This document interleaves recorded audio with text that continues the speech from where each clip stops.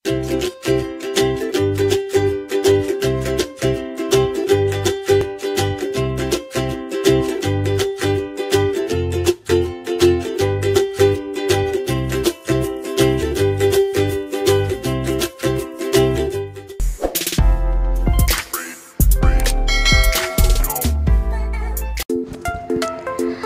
sahabat SDMT TV, kembali lagi dengan seni budaya dan prakarya materi tari kreasi daerah. Sudah pernahkah kalian melihat tari kreasi daerah? Tentunya sudah pernah ya. Apa itu tari kreasi? Tari kreasi adalah tari yang gerakannya merupakan perkembangan dari gerak tari tradisional. Biasanya tari kreasi ini tidak memiliki aturan tertentu, baik gerakan maupun aspek lainnya yang terdapat dalam tarian. Selanjutnya kita akan belajar jenis tari kreasi. Jenis tari kreasi ada 3. Yang pertama ada tari kreasi daerah atau tradisional.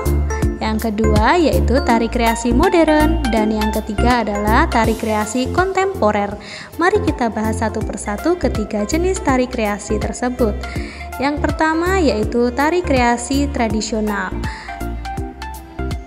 Tari kreasi tradisional adalah tari yang mengalami perubahan dari tari tradisi. Biasanya dari bentuk, gerakan, atau aspek lainnya berbeda, tetapi tetap dalam konteks ciri khas dari daerah tertentu. Contohnya adalah sebagai berikut. Ada tari merak dan tari kipas. Selanjutnya yaitu tari kreasi modern.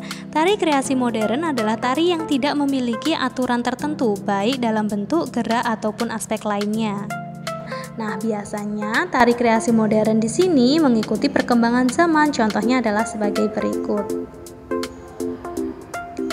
Selanjutnya yaitu tari kreasi kontemporer, yaitu tarian yang dibuat berdasarkan isu yang beredar pada waktu tertentu. Nah, biasanya pada tari kreasi kontemporer di sini menceritakan sebuah peristiwa dalam tariannya. Selanjutnya kita akan belajar bentuk karya tari kreasi. Bentuk yang pertama ada tari tunggal, yaitu karya tari yang diperagakan oleh seorang penari. Yang kedua ada tari berpasangan, tarian yang diperagakan oleh 2 orang penari.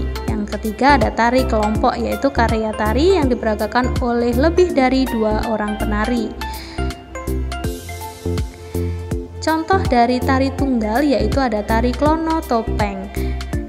Nah, tari klono topeng merupakan bentuk karya tari tunggal. Tari ini dari daerah istimewa Yogyakarta. Tari klono topeng pada umumnya ditarikan oleh penari putra. Tema yang menjadi sumber tarian ini mengambil dari cerita Panji. Cerita itu tentang Rojo Klono Sewandono yang sedang jatuh cinta. Selanjutnya yaitu contoh tari berpasangan, yaitu ada tari Bambang Cakil dari Jawa Tengah. Tari Bambang Cakil adalah tarian berpasangan yang menceritakan tentang perang antara kesatria melawan raksasa. Kesatria digambarkan dalam tokoh yang lemah lembut dan halus, sedangkan raksasa digambarkan dengan tokoh yang kasar dan beringas. Tarian ini sebenarnya diadopsi dari salah satu adegan yang ada di dalam pementasan wayang kulit. Selanjutnya yaitu contoh tari berkelompok, yaitu ada tari saman. Tari saman adalah tarian berkelompok yang pada umumnya dimainkan oleh belasan atau puluhan penari laki-laki, tetapi jumlahnya harus ganjil. Namun dalam perkembangannya, tarian ini juga dimainkan oleh kaum perempuan ataupun campuran antara laki-laki dan perempuan. Keunikan tarian ini yaitu hanya menampilkan gerakan tepuk tangan dan gerakan lainnya seperti gerak guncang, kirep, lindang, dan gerak lengek. Posisi para penari hanya duduk dan goyangkan badan yang dihentakkan ke kiri ataupun ke kanan.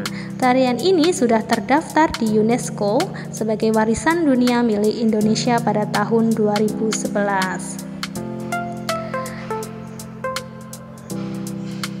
Nah, contoh bentuk karya tari yang lainnya adalah sebagai berikut.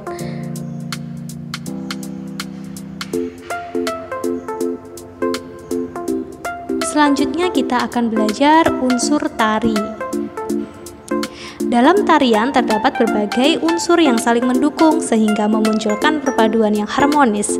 Keharmonisan itu akan membuat sajian tari menjadi lebih indah dan menarik. Apa saja unsur-unsur tari? Yang pertama ada gerak. Serangkaian gerakan indah dari anggota tubuh yang dapat dinikmati oleh orang lain. Yang kedua, unsurnya itu ada tata busana, pakaian yang dikenakan penari saat mempertunjukkan suatu karya di atas pentas sesuai dengan perannya. Yang selanjutnya ada tata rias wajah untuk mengubah tampilan wajah penari sesuai karakter tarian yang dibawakan. Iringan, yaitu bunyi-bunyian untuk mendukung suasana penampilan tari. Iringan tari berupa permainan alat musik modern ataupun tradisional. Unsur berikutnya yaitu ada properti tari, alat yang digunakan oleh penari dalam melakukan gerakan tari.